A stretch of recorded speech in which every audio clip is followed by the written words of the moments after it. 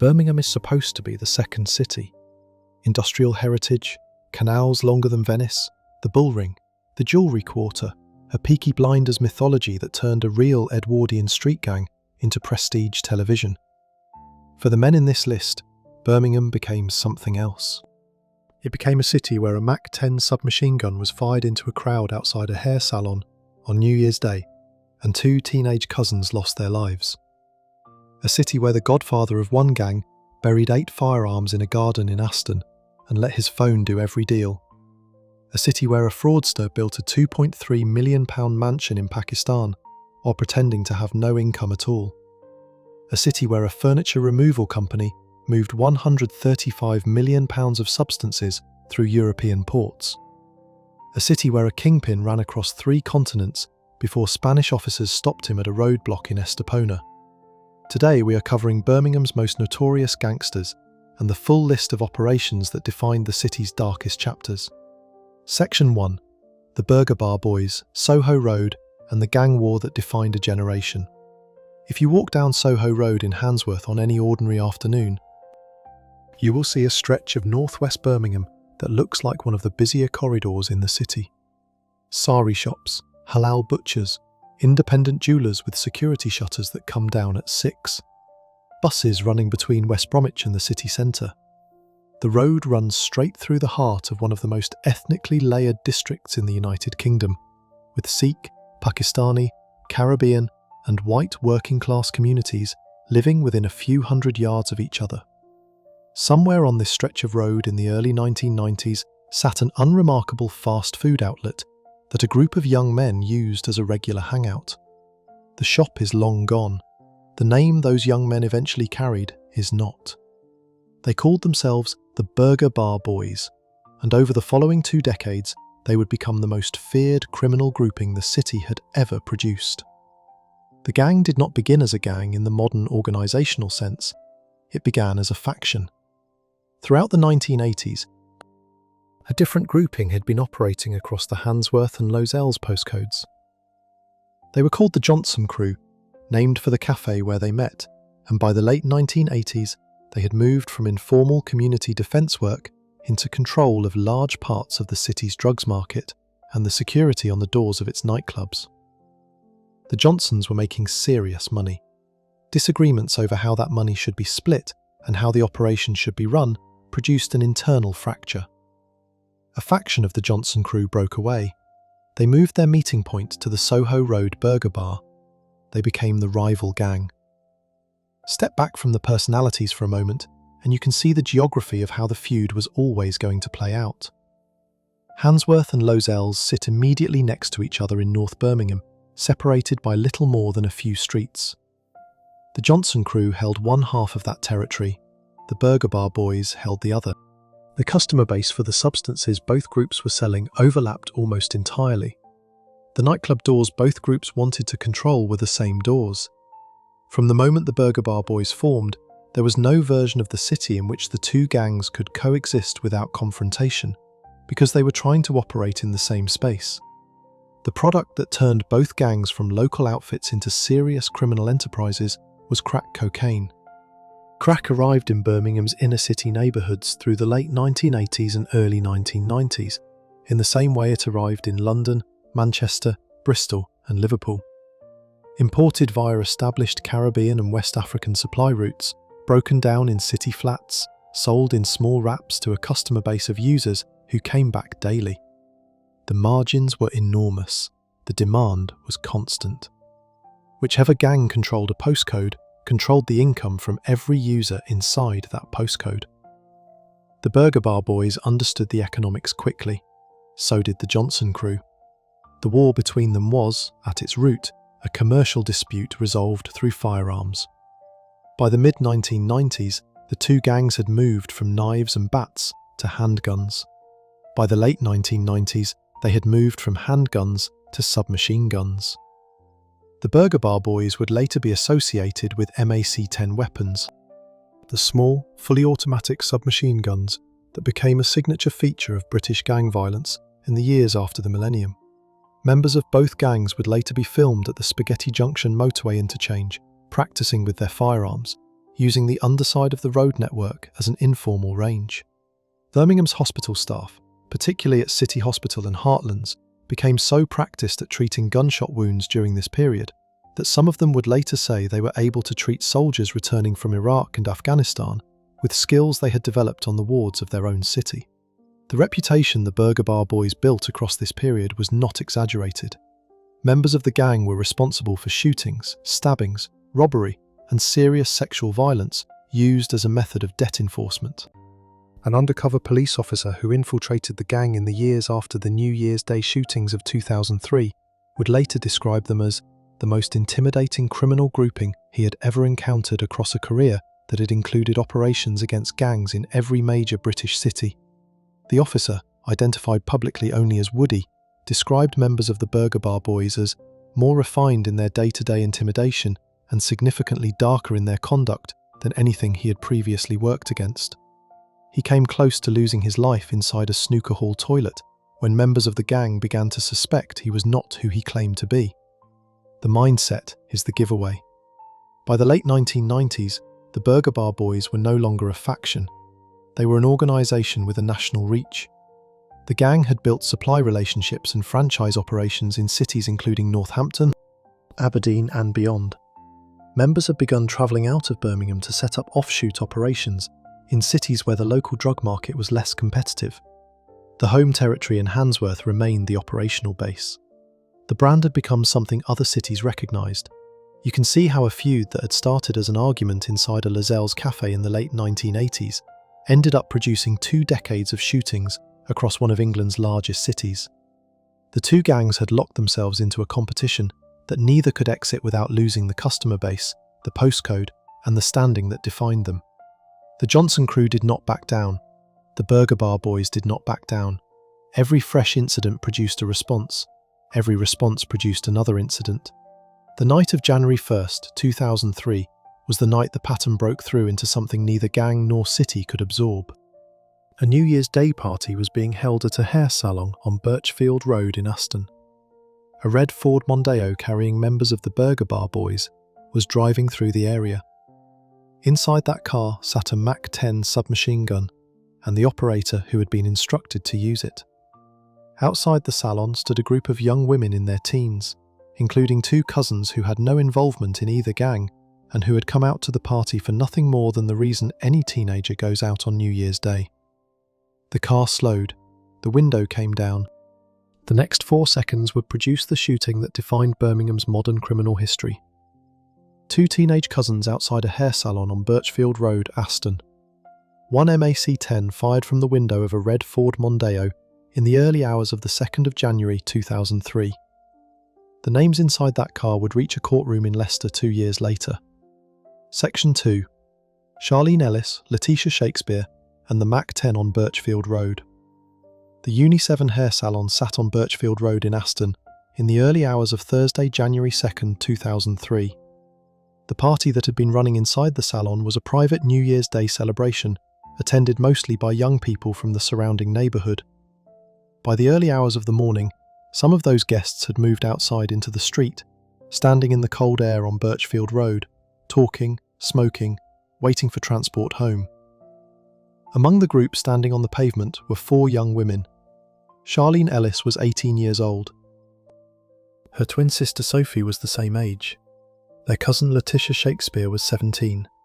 Their friend Cheryl Shaw was also 17. None of the 4 had any involvement in any criminal organisation. None of them had any reason to believe that the next 60 seconds of their lives would be the last 60 seconds 2 of them would experience. A red Ford Mondeo turned into Birchfield Road. Inside the car were members of the Burger Bar Boys.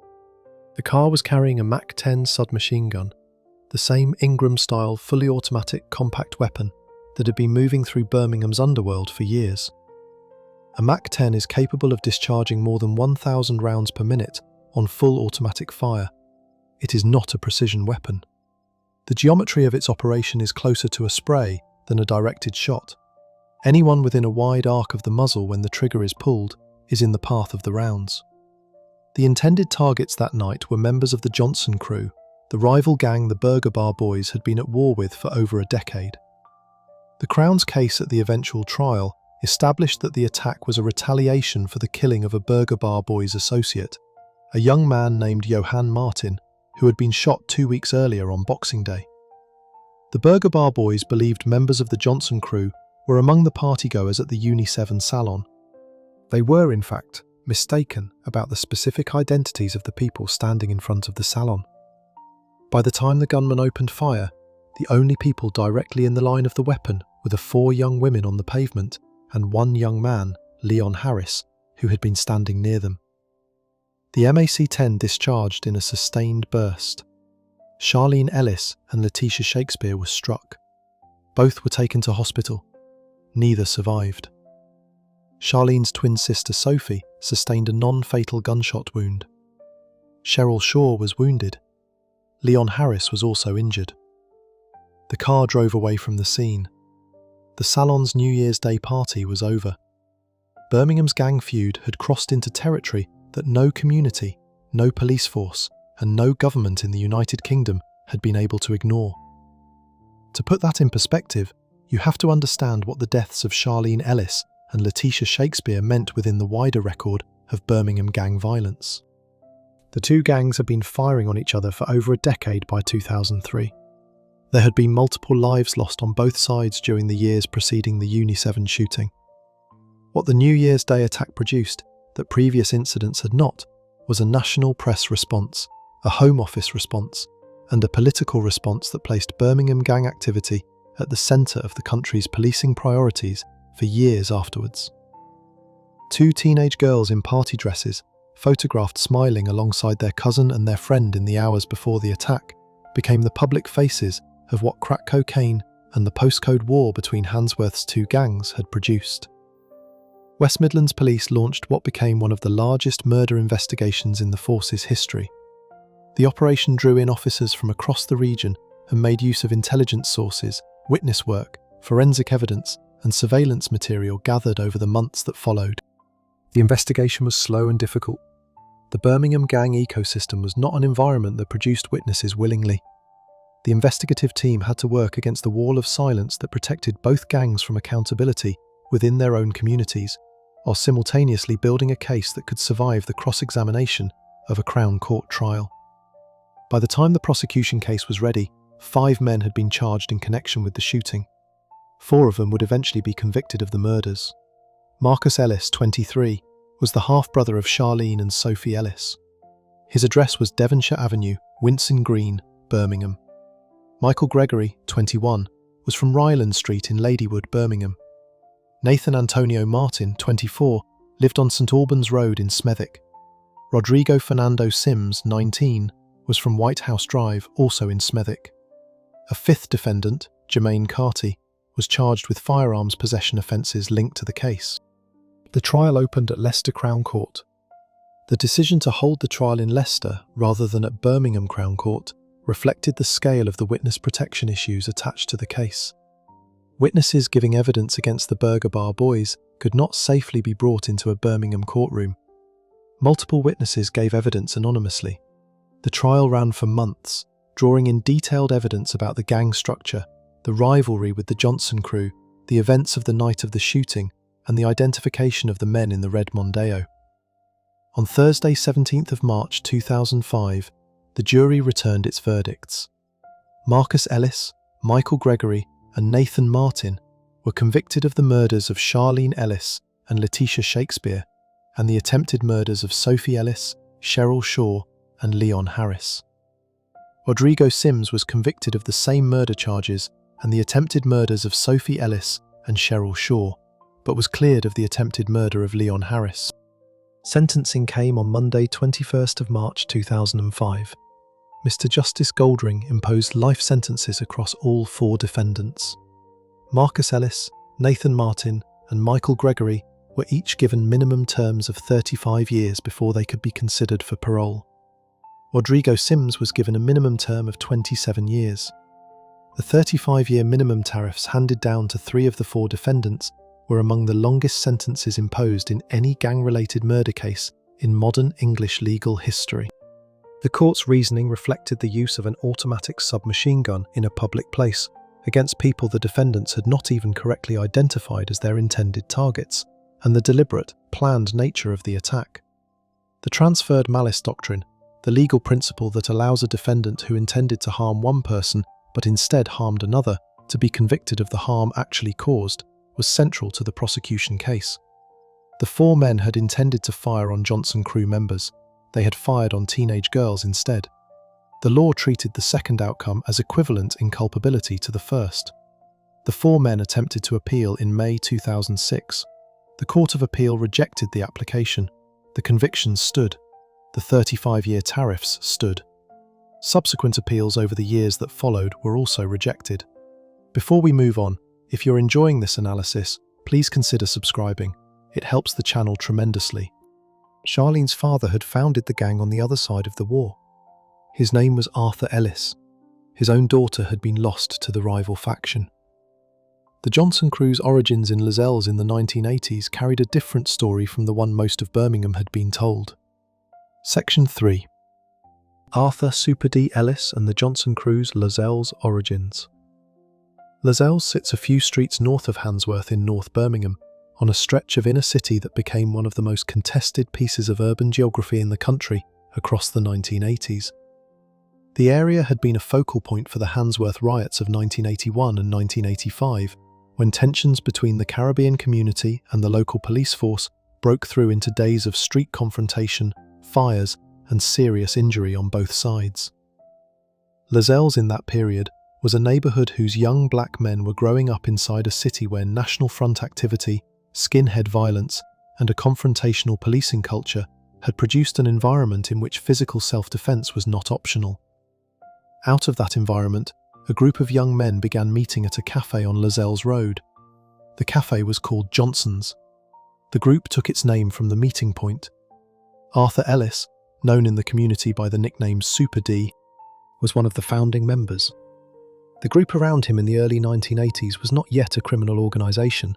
It was closer to a community defence formation, a network of young men who organised themselves to confront the far-right activity targeting their neighbourhood, and to provide a degree of protection that the local police were not perceived as providing. The members had grown up on the same streets. Many of them had attended the same schools. The bonds inside the group were tight in a way that later criminal organisations would struggle to replicate, because they were not transactional. They were generational and territorial in the original sense of the word, rooted in the actual streets the members had lived on for most of their lives. Step back from the personalities for a moment, and you can see how a defensive grouping in 1980s Lozells became one of the most significant criminal organisations in modern Birmingham. The transition happened in two stages. The first stage was social. As members of the group were excluded from schools, struggled to find work, or fell into low-level offending, the gang structure that had been holding them together for defensive reasons began to absorb their commercial activity as well. Petty theft, street robbery, low-level handling of stolen goods. The second stage was the arrival of substances.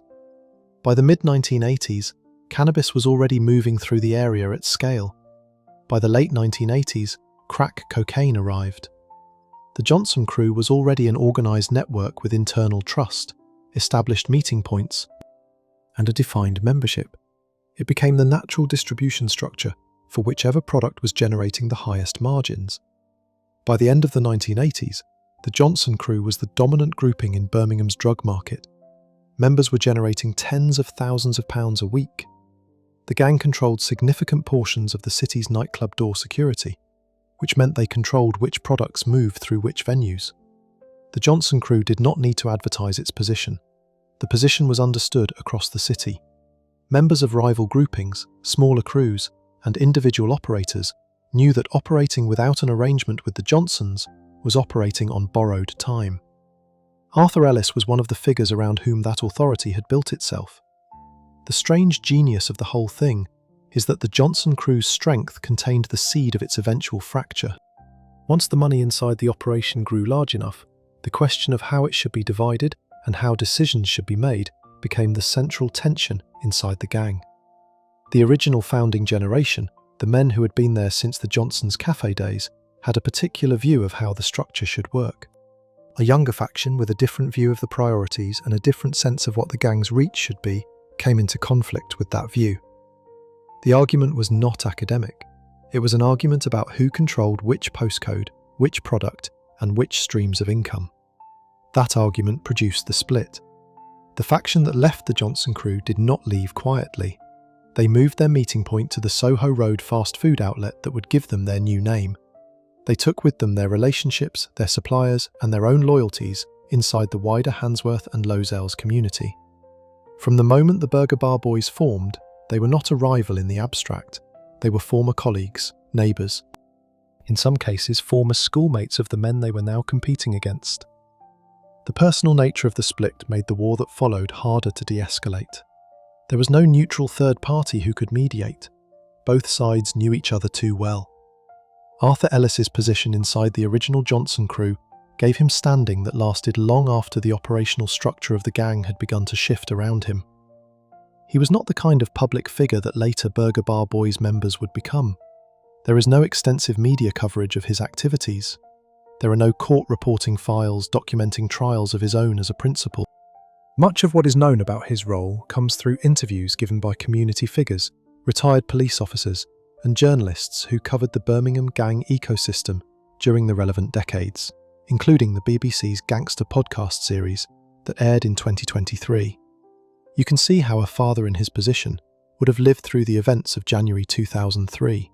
His own daughter Charlene was lost to a MAC-10 fired by members of the Burger Bar Boys, the very faction that had broken away from the gang he had helped found 2 decades earlier. The transferred malice doctrine that the prosecution would later use to convict the 4 men of Charlene's killing carried a deeper personal symmetry. Charlene was, in the gang ecosystem's terms, the daughter of one of the gang founders on the other side of the war. The bullets had not been intended for her. They had been intended for unnamed Johnson crew members the Burger Bar Boys believed were present at the party. The error that produced her death was, in a sense, the error of the whole feud. A weapon discharged into a public crowd in pursuit of a rival, no longer specifically identified, by a gang that no longer remembered why the war had started in the first place. The Johnson crew name carried into the 2000s and 2010s in altered forms, with younger members taking up the territory and the operational presence. Police and journalists working in Birmingham during those later periods consistently noted that the original Johnson crew of the 1980s and early 1990s had effectively been replaced by a series of younger groupings using the same name or rebranding under newer names. The Burger Bar Boys went through the same process. By the 2000s, the original founding generation of both gangs was, in many cases, either in prison or no longer active. The infrastructure they had built remained. The arms supply network that fed both gangs across that period remained too, and one man at the centre of that network would become Birmingham's most significant firearms case of the modern era. The firearms moving between Birmingham's gangs in the years after the Aston shootings did not appear by accident. They were being sourced, modified, and distributed through a single network, whose central figure was operating from a Handsworth address. His name was Notorious Stevenson. The phones in his hands carried every deal. Section 4. Nosikir __1_Stevenson, the godfather who buried the guns. Nosikir Stevenson was 41 years old when West Midlands Police's Serious and Organised Crime Unit closed the surveillance operation that had been tracking him for the previous summer and into the winter of 2014. His address at the time of his arrest was St Michael's Road in Handsworth, the same North Birmingham neighbourhood that had produced the original Burger Bar Boys 2 decades earlier. Stevenson was known in the gang ecosystem by the shortened form of his first name, Nossa. The nickname carried the kind of standing inside the network that did not require explanation. Chief Inspector Simon Wallace of the SOCU team would later describe him in plain language as the godfather of the Burger Bar Boys, a figure widely regarded inside the city's criminal underworld as untouchable. The investigation that brought him down was set up in the summer of 2014 by the SOCU team with support from the National Ballistics Intelligence Service. Officers had developed intelligence indicating that a substantial arms supply network was operating out of Handsworth and into the wider Birmingham gang infrastructure. The decision was made to run a sustained covert operation, monitoring suspects, intercepting transactions, and building an evidence pile that could be put before a Crown Court jury. The work ran across many months. Over the course of the operation, detectives intercepted the movement of weapons from suppliers to buyers on 5 separate occasions. Each interception added another layer to the file. The architecture of the network became clear as the investigation progressed. Stevenson did not carry firearms himself. He did not get caught in physical possession of a single one of the 8 guns the operation eventually recovered. What he did, and what the prosecution was eventually able to prove through phone records and surveillance material, was coordinate the deals. Stevenson would source antique firearms, often through specialist dealers operating in the grey area between legitimate collecting and illegal supply. He would arrange for ammunition to be specially made to fit the antique weapons, since the original calibers often required adapted rounds. He would then sell the assembled weapons to criminal buyers across the West Midlands for approximately £3,000 each. The price point reflected the operational value. A working firearm with matched ammunition, untraceable to recent legitimate sale records, was the kind of asset organised criminal groupings would pay a premium for. The mindset is the giveaway. Stevenson had built a model that kept him physically distant from every weapon. He did not need to be present at the deals. He did not need to handle the firearms. The phones in his hand were doing all of the operational work, connecting suppliers, buyers, middlemen, and ammunition specialists into a network that revolved around him without ever physically passing through his hands. It was the kind of insulation that John Dawes and Gary Hardy had relied on in Nottinghamshire a decade earlier. It worked for years. What it could not protect against was the phone evidence itself. By the time the SOCU team closed the operation in early 2015, the call records, message logs and surveillance audio had built a picture in which Stevenson's number appeared at the centre of every transaction. He had never touched the weapons. His phone had effectively touched every one of them through the deals it arranged. The Crown Prosecution Service charged him with conspiracy to transfer guns and ammunition between the 4th of March 2014 and the 17th of January 2015. 17 other men were charged in connection with the same conspiracy. The physical recovery operation that ran alongside the arrests produced one of the most significant single firearms hauls in West Midlands police history. 8 firearms were recovered. The headline weapon was a Mac-10 machine pistol, the same submachine gun design that had been used in the Aston shootings of January 2003. A pump-action shotgun was recovered. Multiple handguns were recovered. The principal cash had been buried in a garden at a residential property in Aston, the same district where the Uni7 hair salon shooting had taken place over a decade earlier. Thousands of rounds of ammunition were recovered alongside the weapons. Each item went into the evidence chain. Stevenson pleaded guilty. The decision to plead, rather than to contest the case, reflected the strength of the phone evidence. He was 41 years old. He had spent years building a network whose entire structure had been documented in writing by his own communications. On Thursday, 26 November 2015, at Birmingham Crown Court, he was sentenced to 16.5 years in prison. His right-hand man, Sundish Nazran, 32, of Nejon Close, Handsworth, also pleaded guilty and received 13 years. Sentences for the wider group range from approximately 4 years up to 13 years, distributed across the 17 co-defendants according to each man's specific role. The case did not end at the original sentencing. In March 2016, the Solicitor General referred the entire sentencing batch to the Court of Appeal under the unduly lenient sentence scheme, on the basis that the original terms had fallen below the range that the seriousness of the firearms supply offences required. The Court of Appeal agreed. 16 of the Burger Bar Boys linked gang members had their sentences increased. Stevenson's 16.5 years was raised to 22 years. Sundish Nazran's 13 years was raised to 17 years and 3 months. The combined total across the gang exceeded 200 years of immediate custody.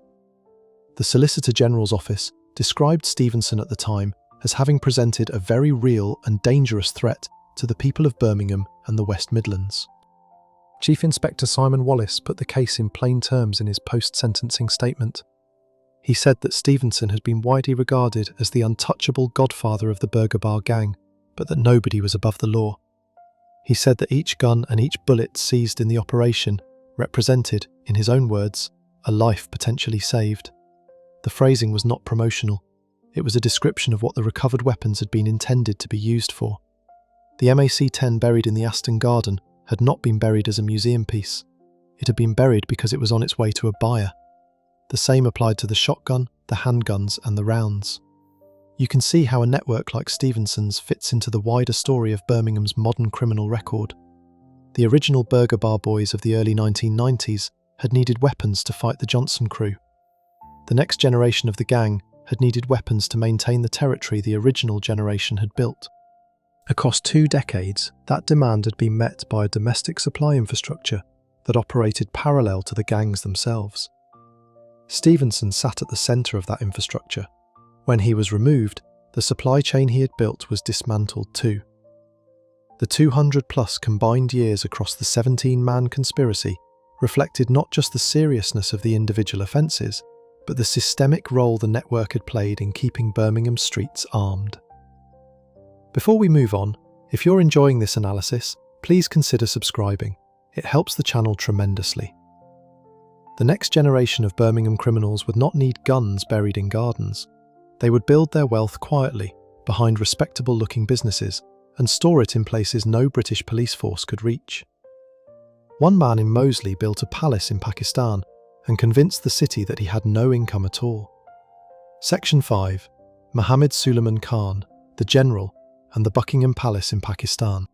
Moseley sits a few miles south of Birmingham city centre, on the leafy side of the Edgbaston-Selly Oak corridor that has been one of the city's wealthier residential areas for over a century.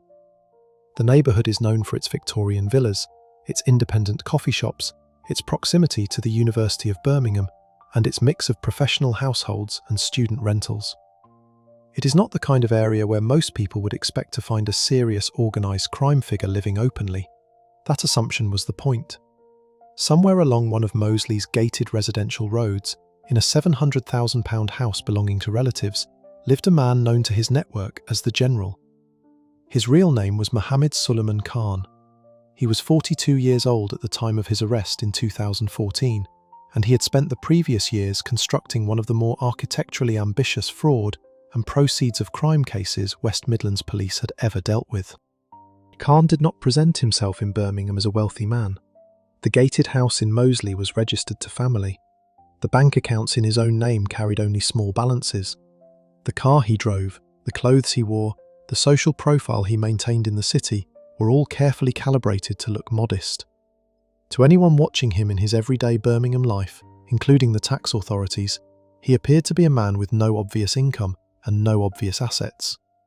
That appearance was the entire architecture of his operation.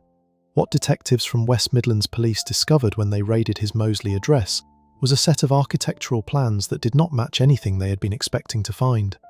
The plans were not for a modest extension. They were for a 35,000 square foot mansion in the Attock region of Pakistan, north of Islamabad. The design included a library, a private cinema, servants' quarters, multiple guest suites, and the kind of internal scale that produced the nickname journalists would later attach to it, Buckingham Palace. The cost of the construction was estimated at around £2.3 million. The funds had been moved out of the United Kingdom through channels that did not appear in any UK bank account Khan held in his own name. The mindset is the giveaway. Khan had run an operation built entirely around the principle that wealth which appears nowhere domestically cannot be taxed, seized, or directly traced. The Moseley house was a relative's house. The vehicles were not in his name. The bank accounts held nothing significant. The actual money had been generated through a long-running fraud operation that defrauded HMRC of approximately £450,000 and through other proceeds of crime activity that the investigation would attempt to quantify over the years that followed. The money had then been routed out of the United Kingdom into the Pakistan property build, where no British tax authority and no British police force had recovery powers that operated effectively at speed. The fraud case against Khan was brought to Birmingham Crown Court in 2014. He was convicted of defrauding the taxman of £450,000 and sentenced to 4 years in prison. The 4-year term was the headline sentence. It was not, in the long run, the most significant part of the legal action against him. Under the Proceeds of Crime Act, the Crown Prosecution Service applied for a confiscation order requiring Khan to repay the criminal proceeds. The figure the court arrived at was £2,209,090. The figure reflected the wider scale of the proceeds the prosecution was able to demonstrate, including the funds traced to the Pakistan mansion. Khan was given a period in which to make payment. He did not pay. In 2016, his sentence was increased by 10 years as the default term for non-payment of the confiscation order. The 10-year term operates in English law as a coercive mechanism.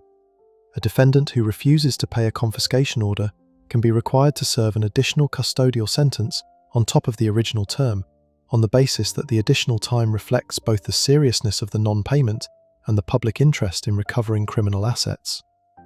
The additional 10 years did not, in Khan's case, produce payment. By the time he was released in 2021, having served half of the 10-year default term, the original confiscation order had grown substantially. Under the Act, non-payment cases accrue interest at 8% annually. The total outstanding figure by the time of his release was over £3 million, well above the original confiscation amount. You can see why a man in Khan's position would choose Pakistan as the destination for his actual wealth. The Attic Region property sat in a jurisdiction where UK confiscation proceedings did not operate directly. The British authorities could note its existence, they could attempt to work with Pakistani authorities to seek recovery. The practical reality was that recovering an asset of that scale in that jurisdiction against a man who had served his time and returned to a relative's house in Moseley was an exceptionally slow process. West Midlands Police's official statement on the case acknowledged the position. The force said that asset recovery work under the Proceeds of Crime Act was often extremely complex and time-consuming, and that progress in Khan's case had been slower than would have been preferred. The progress, by 2021, amounted to substantially less than the £3 million still owed.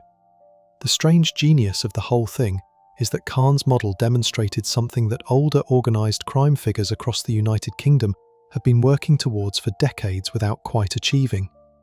The model assumed, correctly, that British law enforcement was significantly more effective at investigation and prosecution than at international asset recovery. The investigation phase of Khan's case had been successful. The prosecution had secured convictions. The default sentencing for non-payment had been imposed. None of that had produced the actual money. The Pakistan mansion still stood.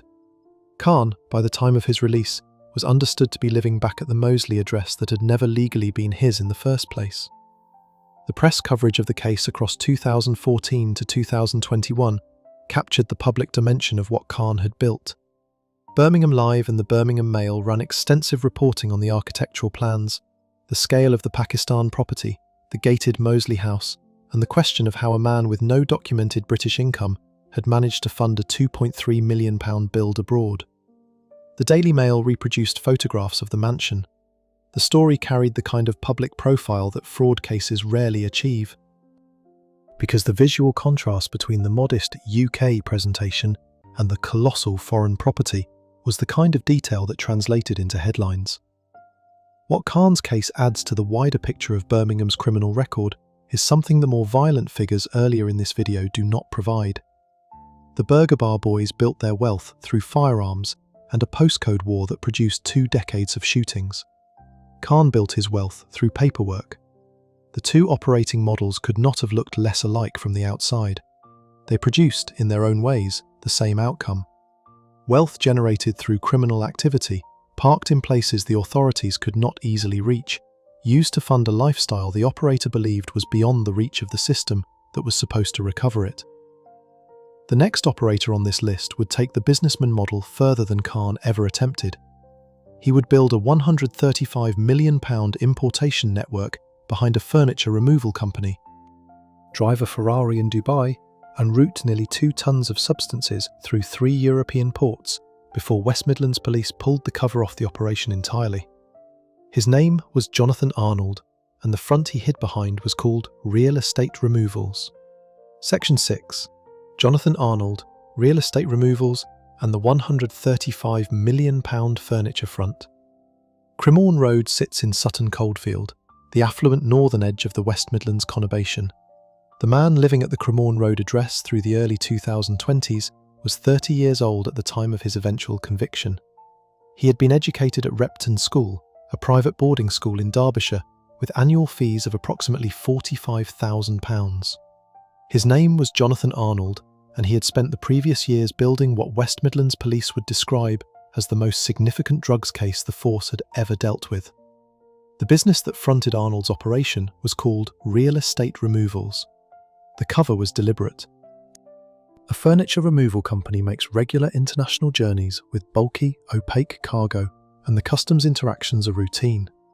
Build a small number of compartments into the floor of a vehicle, fill the rest of the cargo area with actual furniture, and the operation has cover for moving substantial quantities of product across borders without attracting attention.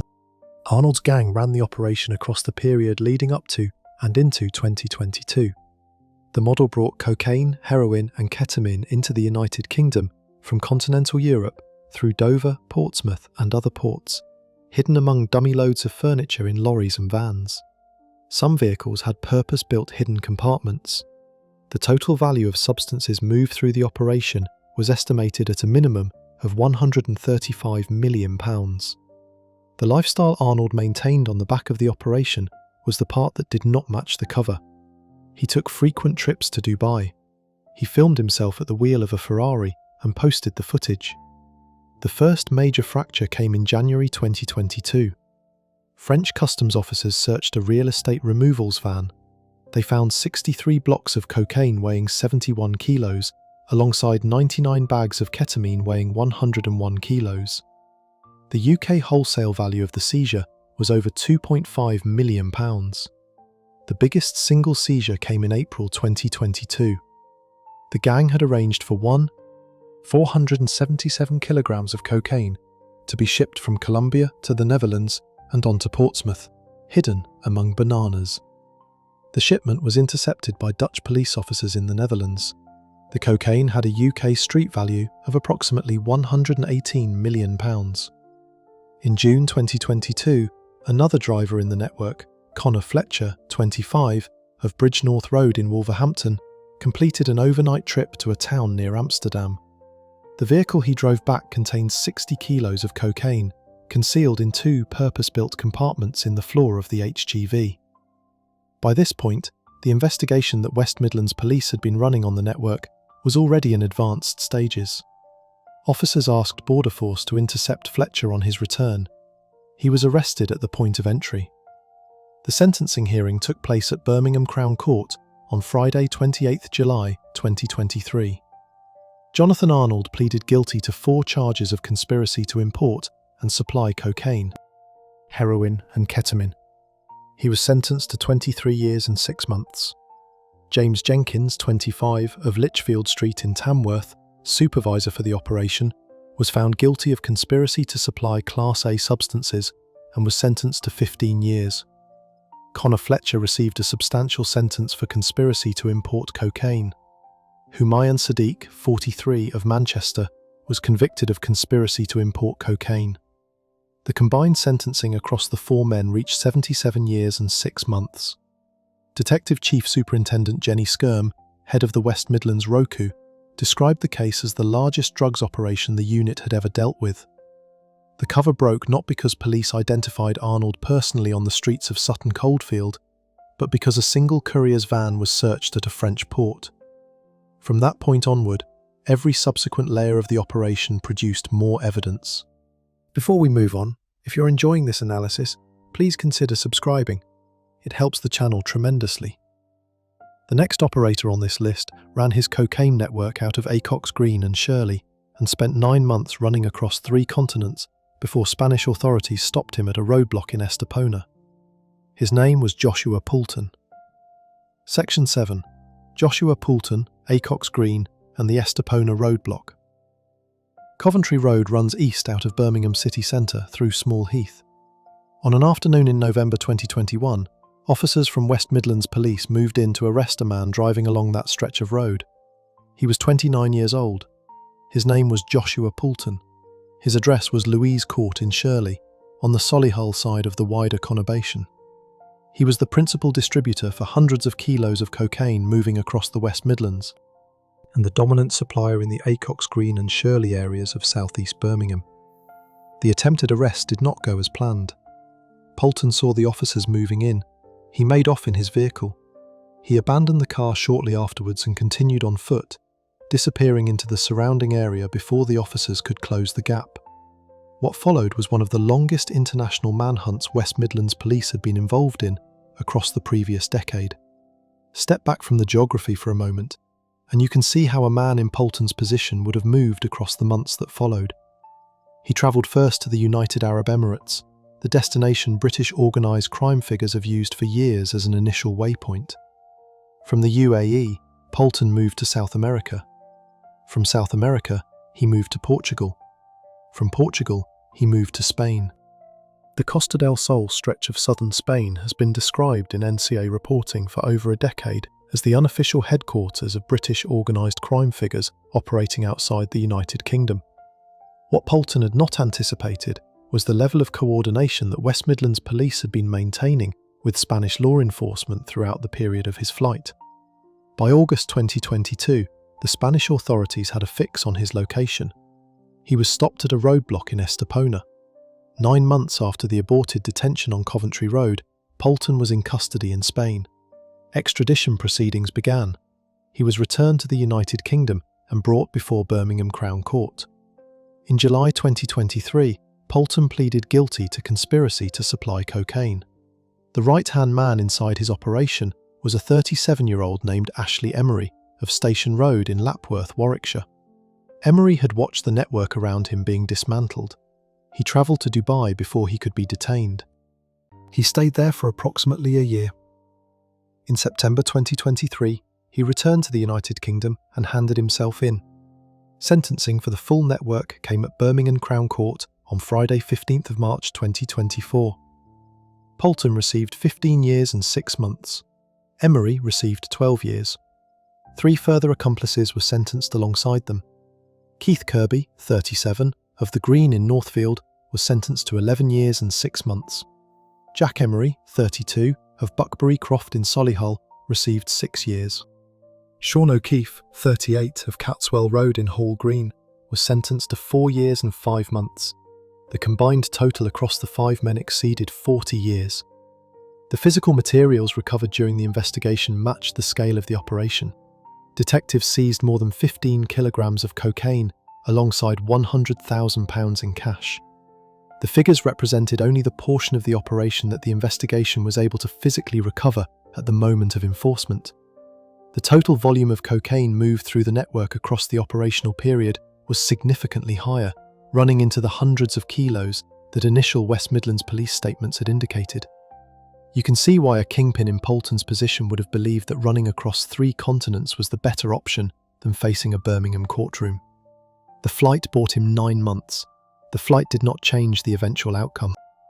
The 15.5 years that the Crown Court eventually imposed reflected the seriousness of the trafficking conspiracy and the established sentencing arithmetic for cases involving hundreds of kilos of Class A substances. The international travel had bought time.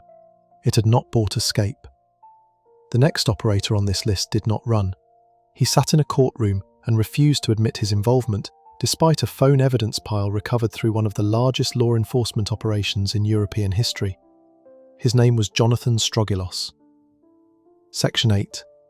Jonathan Strogilos, the Oldbury Safe Store and the printer toner cocaine.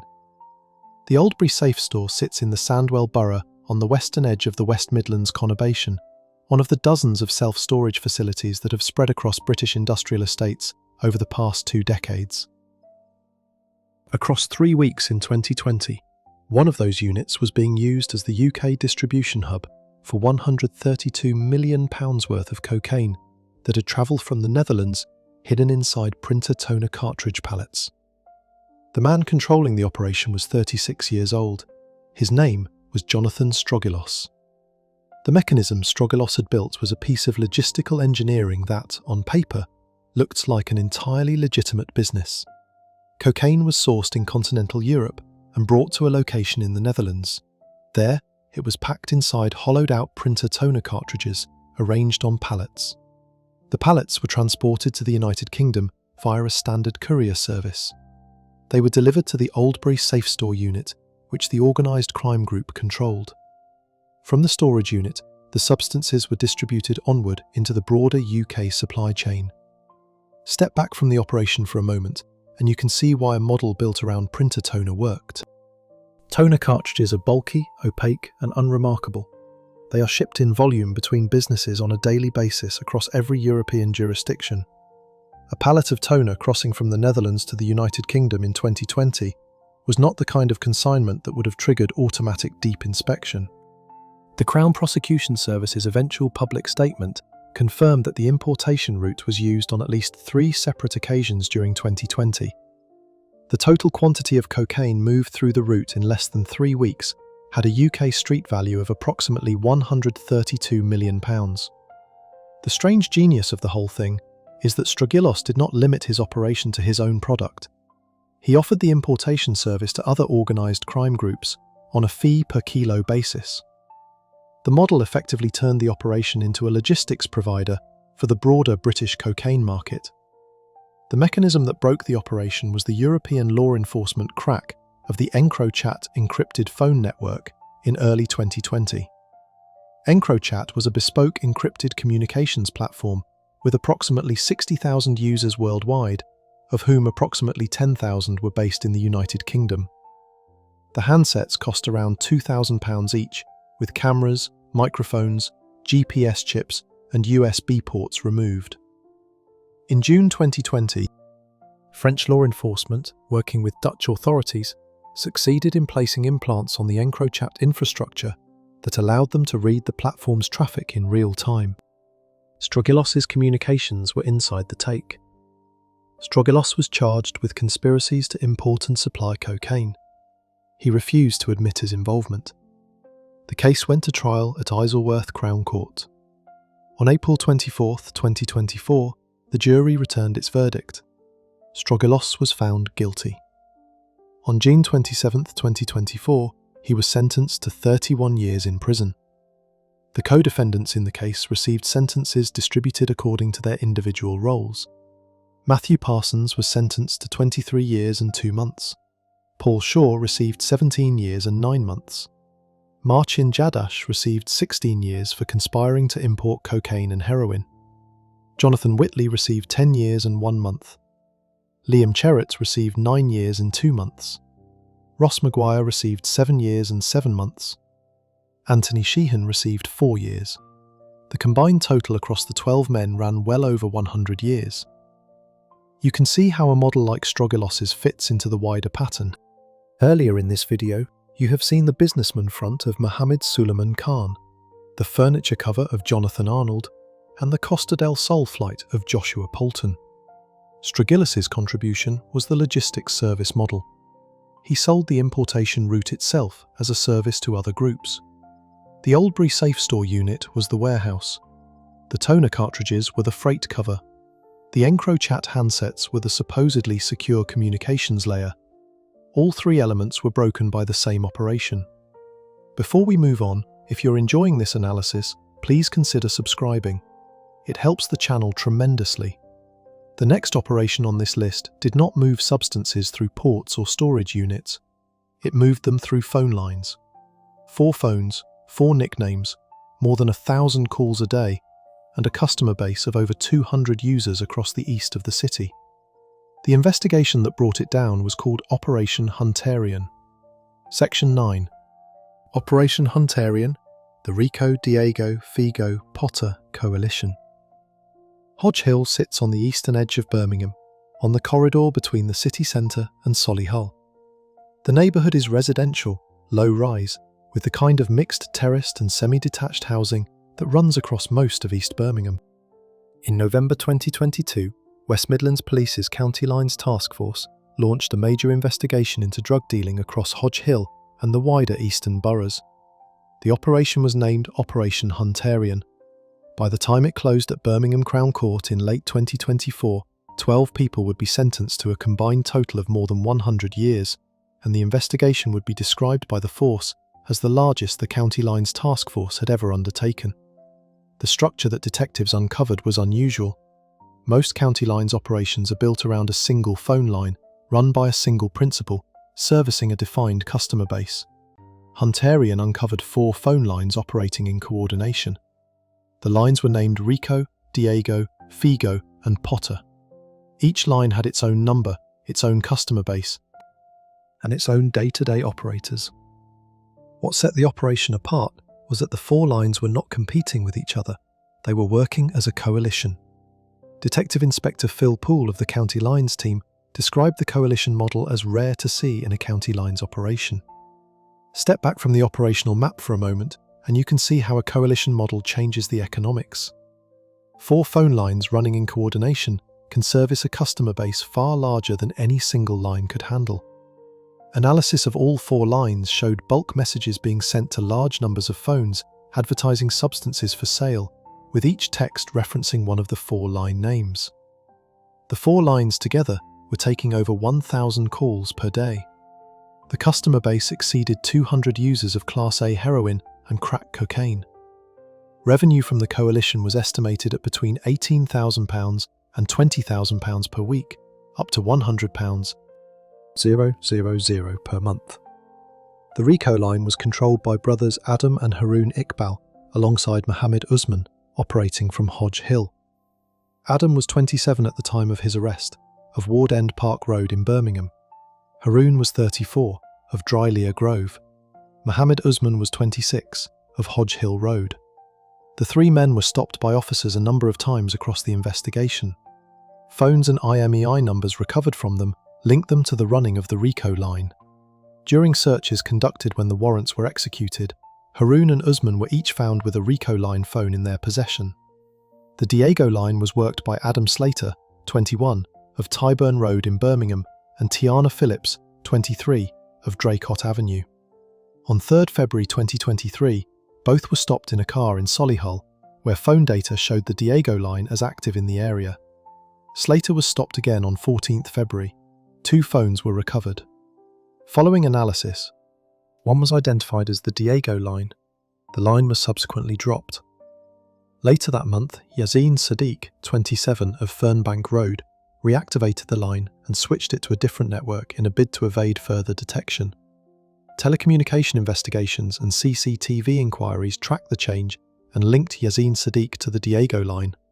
The Figo line was controlled by Ilyas Sadiq, 28, also of Fernbank Road, brother of Yazin. Mark Seeley, 36, of 9 Acres Drive in Solihull, and Amani Adams, 21, of Drews Lane in Birmingham, both worked on the Figo line. The Potter line ran alongside the other 3. Levi Mukwita, 25, of Wallbank Court, and Humair ul Rahman, 27, of Rymond Road, were both identified as significant figures within the wider coalition. On 23 May 2023, 17 warrants were executed at properties across Birmingham and Solihull. Adam and Haroon Iqbal, Mohammed Usman, Mark Seeley, Yazin Sadiq, Ilyas Sadiq, Adam Slater, Tiana Phillips and Levi Mukwita were all arrested during the warrants. Amani Adams and Humair ul Rahman handed themselves in the following month. A 12th defendant, Anis Mahmood, had fled the country before the warrants were executed.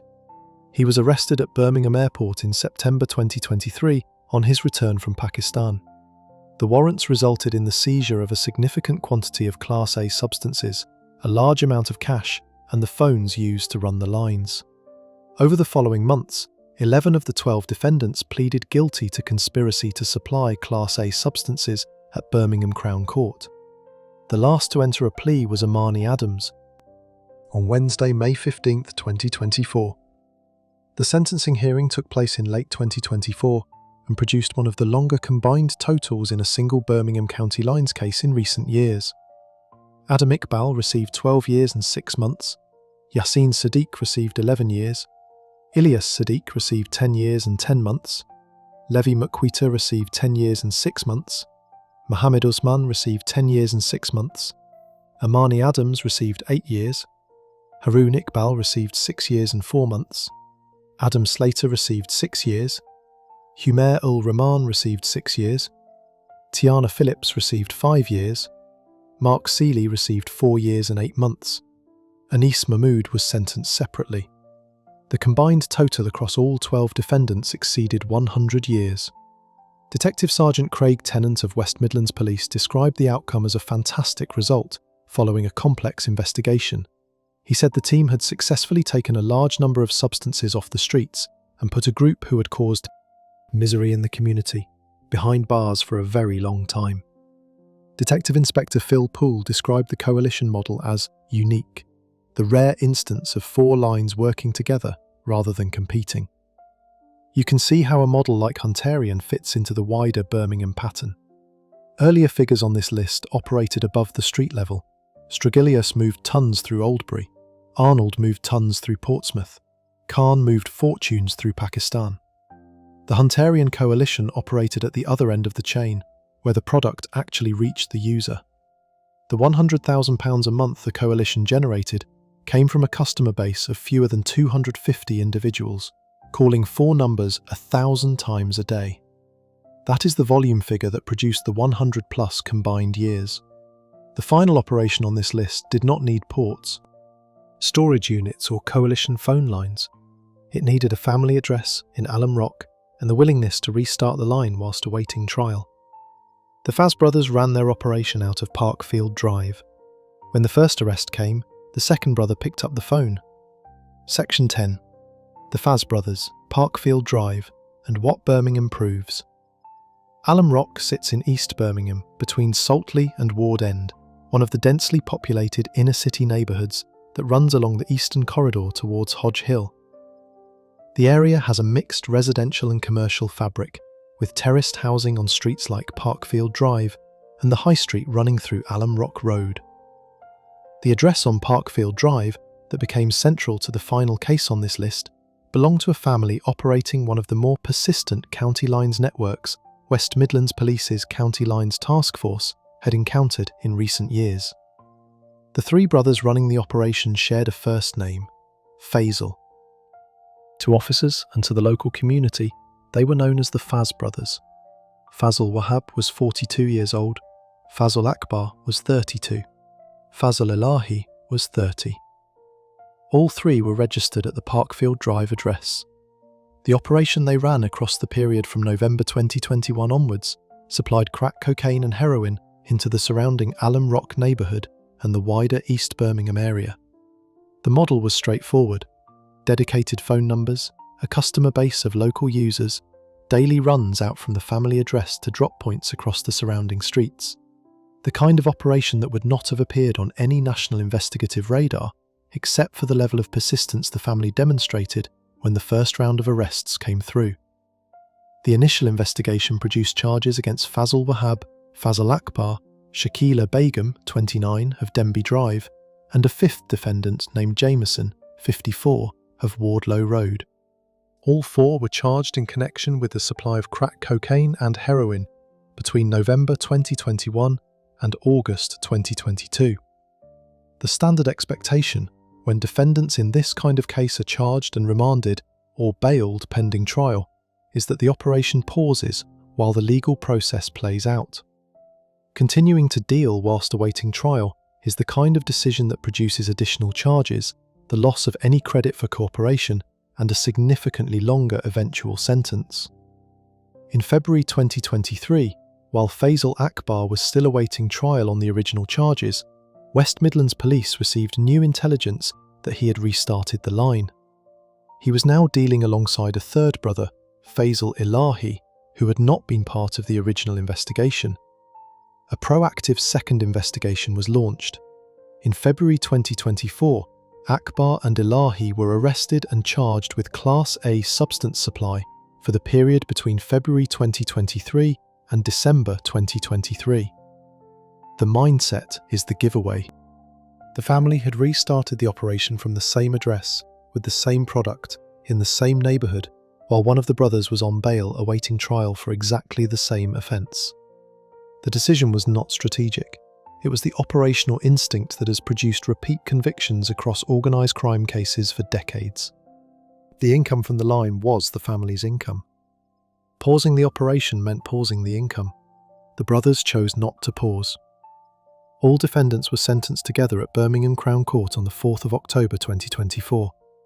Faisal Wahab pleaded guilty to being concerned in the supply of crack cocaine and heroin between November 2021 and August 2022.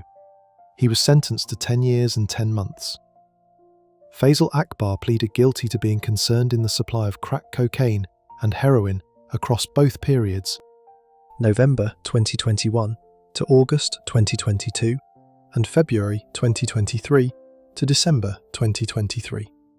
He received 13 years. Fazal Elahi pleaded guilty to the second period and received 6 years. Shakila Begum was found guilty at trial and received 2 years and 6 months. Jameson received a 2-year sentence, suspended for 2 years. Detective Sergeant Robert Moyer of the County Lines Task Force put the case in plain terms. He said the Faz brothers had continued to deal Class A substances no matter the cost and, despite police intervention and charges, showing no remorse up until the point of sentencing. Step back from the operation now and the structural pattern of Birmingham's modern criminal record becomes visible across the 10 sections of this video. The Burger Bar Boys built a gang in Handsworth in the early 1990s. The Aston shootings of January 2003 produced 4 life sentences with minimum terms of 35 and 27 years. The Johnson crew's origins ran back to Lascelles and a community defence formation founded by Arthur Ellis in the 1980s.